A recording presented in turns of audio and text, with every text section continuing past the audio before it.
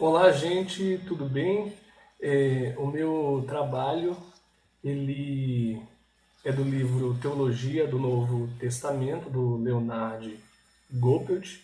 Vai da página 146 até a página 160 e, mais especificamente, o capítulo 5, que vai falar sobre o arrependimento como dádiva do reino de Deus. E dentro do capítulo, o autor ele vai falar sobre a ordem salvífica da lei, seu reconhecimento e revogação, a salvação para os pecadores e o perdão de Jesus e os justos.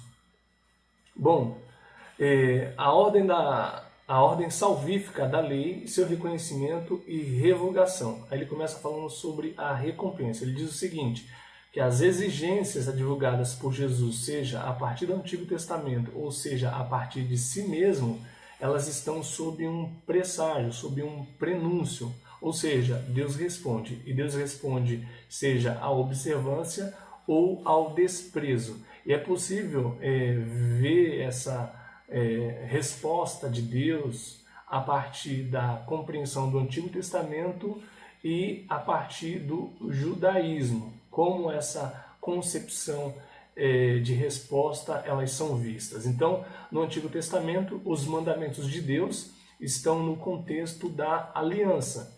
E a aliança é uma promessa graciosa, mas seu cumprimento depende da observância, da obediência aos mandamentos. Já no judaísmo, a concepção da recompensa assume a forma de que cada pessoa terá uma retribuição em um juízo escatológico ou em um juízo presente, uma retribuição também presente. Então, essa retribuição está baseada na atitude da pessoa diante da lei. Bom, com relação a Jesus, há uma espera da parte dele por um juízo final, no que se refere à vida, e a espera por esse juízo final, ela também consiste numa prestação de contas da vida de cada pessoa. Então, há também uma espera da parte de Jesus por um juízo final para uma prestação de contas. Jesus, em relação à ordem da recompensa, nessa futura prestação de contas, onde os homens vão ter que responder a Jesus acerca da sua posição diante dele, vão ter que prestar contas acerca dessa posição. A expectativa de Jesus nesse juízo é a salvação, tá bom? A expectativa de Jesus a respeito do juízo, ela é adotada com base na tradição do Antigo Testamento e com base também no judaísmo. Entretanto, Jesus Cristo adota, mas ele a modifica. E é possível perceber isso nos discursos sinóticos, tá bom? Essa perspectiva de realização e mérito que está dentro do ambiente judeu de Jesus Cristo e até mesmo dentro da própria tradição a respeito dele, causa um desvirtuamento, segundo o autor. E esse desvirtuamento ele traz problema na relação com Deus e com o próximo. E esse desvirtuamento ele é condenado por Jesus. Contra o cálculo e o princípio do mérito. Como eu disse, Jesus ele rejeita e condena esse cálculo do mérito. Assim como também ele rejeita, por exemplo, o cálculo negativo acerca do pecado. Então, aquela ideia de que a pessoa ela está sofrendo por conta do seu pecado e em decorrência de um castigo divino, esse cálculo Jesus Cristo condena. Então, o autor ele diz que isso tem que ser visto a partir do ponto de vista de culpa e responsabilidade. Mas também Jesus Cristo fala sobre recompensa, recompensa para aqueles que praticam o bem em sigilo, com reserva. A eliminação da ordem salvífica da lei. Jesus ele revoga a lei, ele não faz isso de forma cronológica, diz o autor, mas ele faz isso de forma escatológica atual. E além disso, o autor diz que nessa prestação de contas, todos, obviamente, vão ter que responder. Entretanto, a participação no reino ela é concedida a todos, independentemente da recompensa. E com relação à participação no reino, o autor, para ampliar a compreensão disso e explicar melhor, ele usa a parábola do proprietário da vinha, que assalaria trabalhadores, independentemente da sua jornada de trabalho. Todos ganham o mesmo valor, independentemente daquilo que produziram. Então, a participação no reino independe da ordem de recompensa. Então, esse princípio ele é socialmente injusto, mas a partir da parábola, Jesus Cristo quer propositalmente apresentar algo em comum, que rompe com a ordem do existente. Tá bom? Então, a aliança que faz com que a salvação também dependa da obra do homem é eliminada. Por isso, todo cálculo e toda reivindicação são eliminados. A base é a misericórdia e a justiça. Então, no primeiro momento, o autor ele fala sobre a ordem salvífica da lei, seu reconhecimento e revogação, e agora ele vai começar a falar sobre salvação para os pecadores. Os relatos da atividade salvífica de Jesus diferenciam-se constantemente entre pecadores e justos. Esses relatos informam que Jesus se dedicou primeiramente aos pecadores, mas também chamou os justos ao arrependimento. Acerca dos pecadores, o termo amartolos, pecaminoso ou pecador, raras vezes é usado no grego.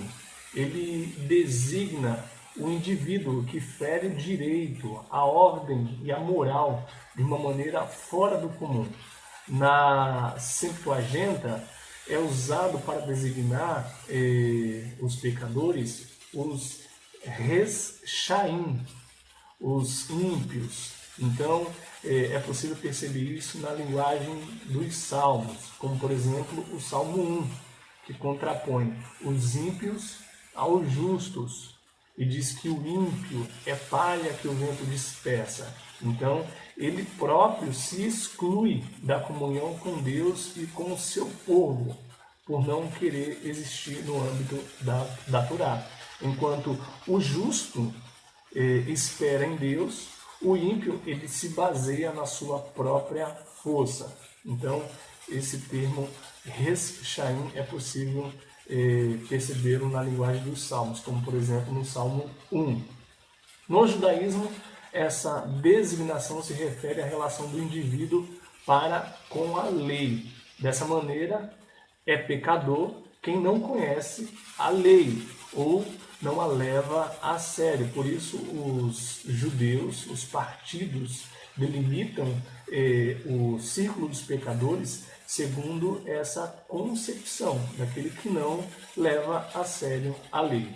Na tradição sinótica, especialmente publicanos, prostitutas, gentios, enfim, esses que são caracterizados como pecadores, eles são caracterizados a partir dessa concepção em relação à lei. No entanto, isso não se evidencia no discurso de Jesus, no querigma de Jesus. Então, ele não adota essa classificação no querigma para poder delimitar um grupo, assim como fazem os judeus. Ele não quer isolar um grupo de pecadores, muito pelo contrário. O que Jesus Cristo quer é evidenciar o que ele oferece aos pecadores. Vamos lá. Agora, acerca da dedicação, como Jesus é visto e como responde. Segundo o relato da tradição de Mateus e Lucas, Jesus é depreciativamente caracterizado como amigo de publicano e pecadores pelos religiosos.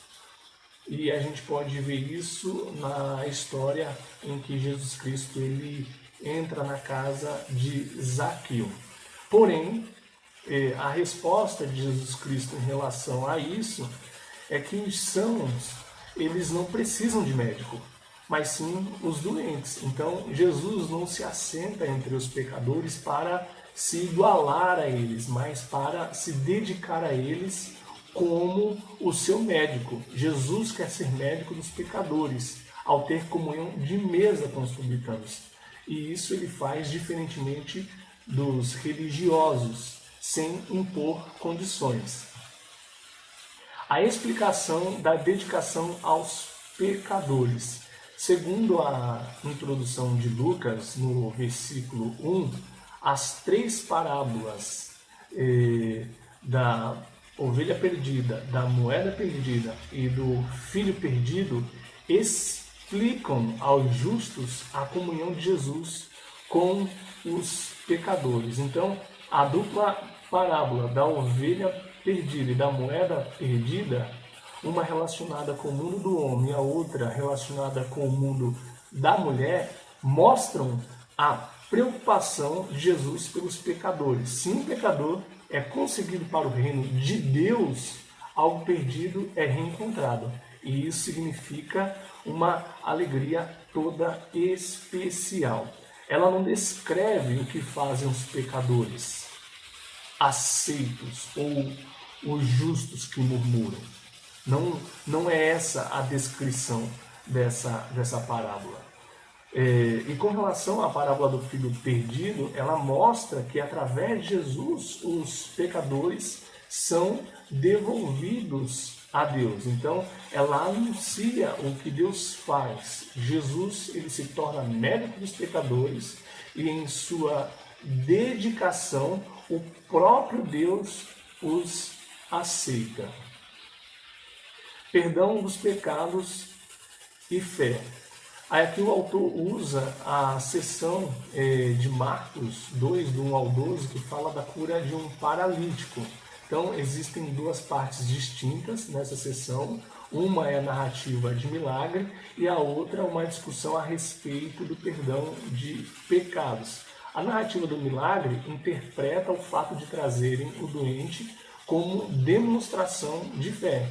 Então, enquanto todos esperam a cura nessa sessão, nessa história, o que Jesus Cristo faz? Ele anuncia o perdão dos pecados. Aí um pouquinho depois ele fala acerca da cura.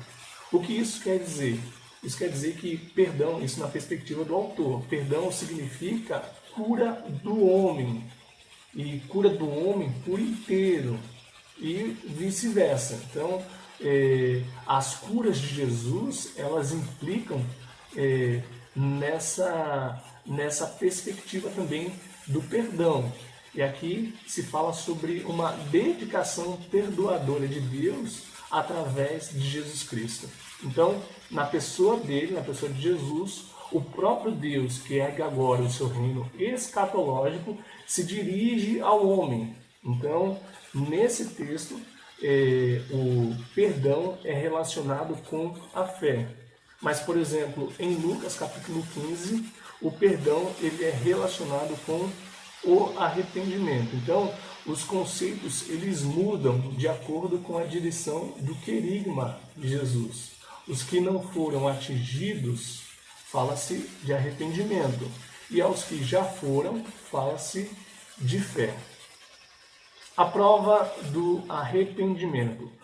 Onde se pode notar que os pecadores aos quais Jesus concede a sua comunhão e auxílio se arrependeram de fato? Bom, o autor diz que isso não pode ser demonstrado, a não ser através de alguns sinais que são possíveis serem percebidos nos sinóticos. Então, a tradição sinótica vai mencionar alguns sinais, como, por exemplo, quando Zaqueu diz: resolvo dar aos pobres a metade de meus bens.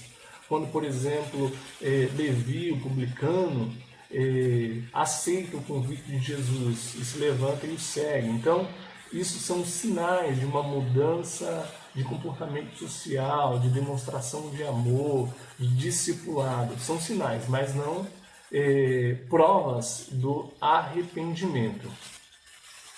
Perdão e amor ao próximo. Segundo o autor, o Goupert, o homem só tem perdão de Deus quando se volta e regressa para Deus. Então, ele só pode também ficar com esse perdão quando ele se volta para o próximo. Aí aqui o autor ele usa, por exemplo, a parábola do servo infiel, que recebe perdão da sua dívida, mas não perdoa aquele que deve a ele, inclusive uma dívida bem menor. Então, essa parábola ela está relacionada com o perdão de Jesus. O perdão dele inclui comunhão pessoal com Deus. Entretanto, esse perdão ele também pode ser perdido, diz o autor, quando o homem ele se nega ao seu próximo. Então, o perdão de Deus ele também está relacionado com o perdão e a dedicação ao próximo.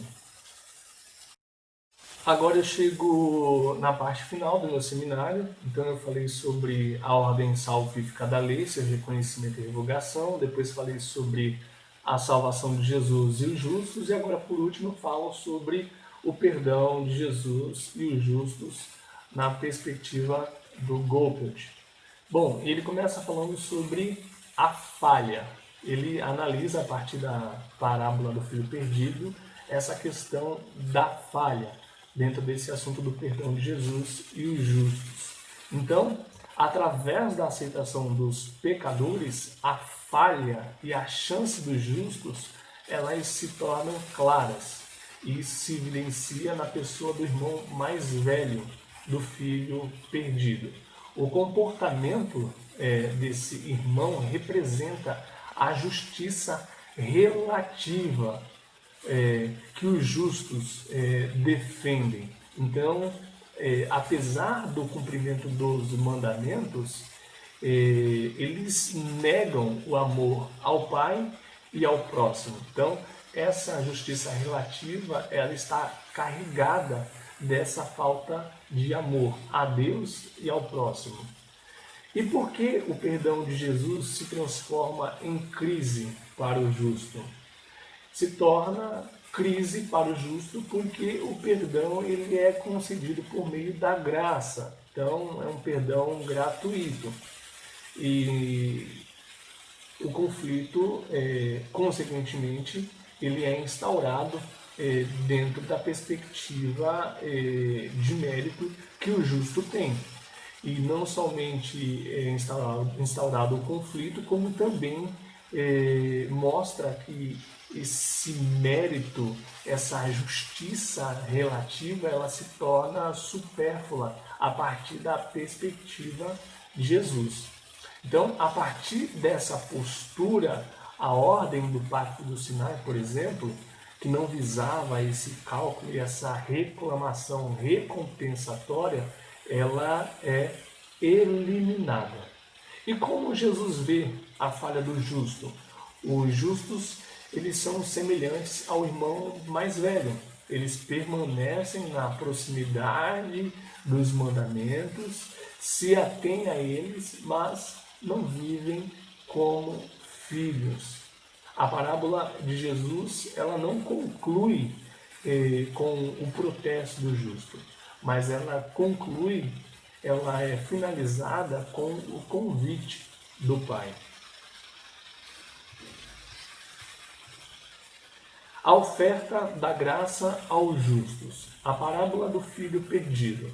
A narração de um fariseu interiormente indignado com a aceitação de uma prostituta.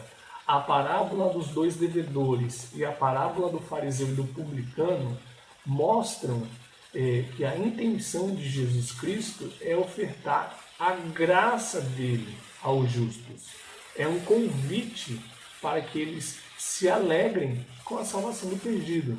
Eles são chamados a um arrependimento, mas esse arrependimento significa se alegrar com a salvação daquele que estava perdido. Então, os justos, eles precisam abandonar a miséria, a impureza, mas também eles precisam abandonar essa justiça relativa. E por último, para finalizar, a posição dos justos na atividade salvífica de Jesus. O autor ele vai afirmar que essa compreensão retirada a partir da parábola do filho perdido acerca da atividade salvífica de Jesus, ela é contestada por outras tradições. Ele vai dizer também que a oferta de graça feita por Jesus, ela está baseada no amor de Deus às pessoas. E além disso, ele também vai dizer que o único caminho que ele oferece aos justos, que Jesus oferece a eles, é o caminho da solidarização com os pecadores, da solidariedade, como também o caminho do arrependimento. Então, através de Jesus Cristo, o seu perdão, seja aos pecadores, aos justos, é inaugurada uma nova era escatológica. O autor ele chama isso de renovação. Então, aqui eu finalizo meu trabalho acerca da teologia do Novo Testamento de Leonard Gobert.